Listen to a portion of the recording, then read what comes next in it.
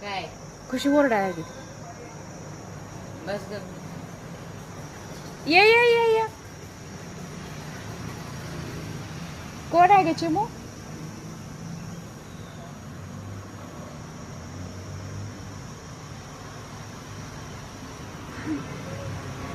गेला आता, येत नाही ती. कशी बसली. आता ही नवीनच जागा धरली तू. हा,